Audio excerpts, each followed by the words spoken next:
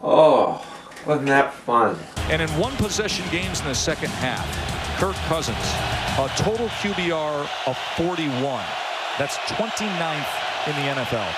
I really enjoyed the game, the Vikings Seahawks. Kirk Cousins does not look good. I have a new way of watching. Basically now, I pretend that the Vikings are part of the Special Olympics. That way you watch them and whatever they do, good for them. You know, they've overcome so much to get to where they are. Good for them. I mean, and it goes all the way up to Mike Zimmer, obviously. Just like, you announce that you're going to run the ball, and then on the first play you run right up the middle. Well, I could have told you they were going to run the football after Mike Zimmer came out last week, Joe. I mean, that's special. Getting delay a game, then coming out of the delay game, you come within half second of getting another. That is good veteran leadership by Kirk Cousins. But hey, good for him. Special. The bizarre lateral to Cook, which happens a couple times every game now. And then, of course, the obligatory dangerous lateral by the Vikings deep in their own territory. Of course, that goes to Cousins. Super bizarre 180-degree turn, throw back to Murray at the speed of light. Matthew Stafford kind of impression. Lateral in the fourth quarter that made no sense. Good for you, Kirk. Xavier Rhodes gets his weekly holding penalty. Big plays are coming. Holding. Defense number 29. Good for you. Even on a play that works, play action bootleg, which is what they need to do more of. It always works. 3 receivers in like a 2-inch radius. Anything in this 3 inches. Good for you. On a really embarrassing like sideline to sideline run by the Seahawks running back, don't know his name, not gonna look it up. Good for you, defense. And some of this, like, I just have it in my notes. I don't remember what play I was referring to. I just wrote 3rd and 1, WTF. I don't know what they did. And then I have 4th and 1, WTF exclamation mark. I know what they did there. That was the old Latavius Murray straight up the middle. The we're gonna run. And I love that line of thinking, you know, that old school line of thinking. It's like, well, if you can't pick up a yard running up the middle, you don't deserve to win. If they can't stop you from throwing a 5-yard pass, they don't deserve to win either, right? It's about who can actually pick up the yardage and who can stop the other team. But hey, good for you. Rhodes getting his weekly long pass interference penalty. Outside. Pass interference. Defense number 29. That rule, the ball was placed at the spot of the foul. Automatic. First down. Watch the arm. On a throw that was basically thrown away, and on a 3rd down that could have potentially changed the game. We got the ball back there and didn't let them get a field goal. Good for you. The 3rd and goal, when we're still only down by 6, where Cousins ran into Cook as he handed it off, and they had Cook run right into the middle of the line where there was nowhere to go. Good for you. Seattle's backed up in their own end zone. They kick a short punt. Marcus Sherrills doesn't field it. Good for you. The field goal that was blocked, of course, which I think we knew would be blocked. Wagner should have gotten a penalty, could have changed the game, but we didn't deserve that call. And the return of Flubber, Kirk Cousins in the Flubber. Good for you. And, of course, Laquan Treadwell. Actually, Laquan Treadwell, I think, actually is eligible for the Special Olympics, so the fact that we have an actual Special Olympics athlete on the team, I might get in trouble for criticizing. Now, one of the things I had in my notes as I watched the game was 3-0, game over. It's already over.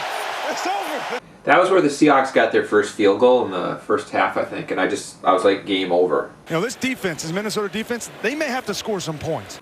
You know, because I thought there was like an outside chance that the Vikings could hold the Seahawks scoreless, that we could get another tie, a 0-0 tie. Because we just couldn't, we were not going to score. We weren't going to get a field goal, we weren't going to get a touchdown, and we ended up getting shut out. The way they play, it's like, it puts the defense at ease. I mean, they were getting made fun of by Bobby Wagner. Y'all didn't come ready to play. I mean, it's like what I said about Belichick before the Patriots game. Bill Belichick is going to look at our offense, he's going to look at Kirk Cousins and say, I know exactly what we need to do to stop him. How Belichick just like looked at the film of us and was like, yeah, I know how to stop them. It's a piece of cake. Why don't they just give the opposing team the plays before they run them, you know? Just some people try to defend Kirk Cousins like, oh, he's he can't help it. He's got a terrible offensive line, or he's a really good quarterback. Lay off, and it's like and those corners are playing off coverage, 3rd and short. Just dump it outside and get the first with Diggs or Thielen. Do you ever watch other teams' quarterbacks play? Have you ever seen a good quarterback? Do you remember that one year we had Brett Favre? Have you ever seen Aaron Rodgers? Have you ever seen Tom Brady?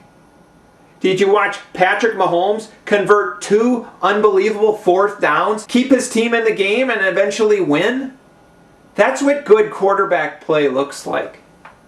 Guys who can make plays when there isn't a play just handed to them like a cauliflower crust pizza. But let's keep loving mediocrity here in Minnesota. I mean, you got to recognize what kind of team you have. You got to play to your strengths, and your strengths are on the outside. Adam Thielen, Stephon Diggs, those are the guys who are your playmakers. I mean, the main thing is you can't pick up 3rd downs. It's not like, we got to get in 3rd and manageable. No, that doesn't matter. They had plenty of 3rd and shorts. They couldn't connect on any of them. Problem is you just can't pick up 3rd downs, period. You got to try to get a 1st down on every play. That's all there is to it. You got to throw passes beyond the sticks. You got to get Cousins out of the pocket so he has time to look for guys down the field. You got to try to avoid getting into 3rd downs. But no, we're going to try to get in 3rd and 3. Then we can get a delay of game. Then almost get another delay of game, and everything will work out. I mean, it was miraculous that the Vikings stayed in this game as long as they did. There were some good plays. The first half, the defense could not get off the field. The announcers were just ripping the Vikings defense and their lack of fundamentals the whole game. It's like, that's just another time this defense is losing contain. They're just losing their contain over and over tonight. Mike Zimmer is supposed to be a defensive coach, and this defense looks so clueless. The key thing I noted is Seattle was marching down the field at one point, probably going to score a touchdown, and which 3 guys make plays? Anthony Harris, Stephen Weatherly, Danielle Hunter. Now, Danielle Hunter is one of our, stars. Anthony Harris he makes those plays that you need made. And Stephen Weatherly comes in. Everson Griffin sucks. Okay? He sucks. Sucks. And these are the guys we need on the team. These are the guys you want on the team. Guys who actually make plays and give their all and don't just try to coast on their reputations. Now, there was some criticism of Hendricks for, or Kendricks. Did I say Hendricks? I don't know. Anyway, there was some criticism of Eric Kendricks for how he didn't field that cleanly and how he didn't stay on his feet and how he would have scored a touchdown. I don't think he would have scored. There were a couple of guys about 5-10 yards behind him who probably were a lot faster, and they would have been relying on Everson Griffin to make a block, which wouldn't have happened. So I don't think Kendricks would have scored. That defense did keep us in the game. Gave the offense innumerable chances to take the game from the Seahawks, and our offense just couldn't do it. I mean, Kirk Cousins can't do anything. He cannot do anything. If you give him perfect pass blocking and perfect play calling, he's good. He's good. If you give him subpar anything, you don't give him the perfect cauliflower crust on his Hot Pocket from Whole Foods, he's going to just go into a shell and do his 180 lateral back to Murray that is just the worst play I've ever seen. But good for you. Our awards for this week, the Laquan Treadwell impression of the week. That goes to number 83 for the Vikings. I don't know his name, I'm not going to look it up, but he's got the long hair. He's obviously probably a Trump voter.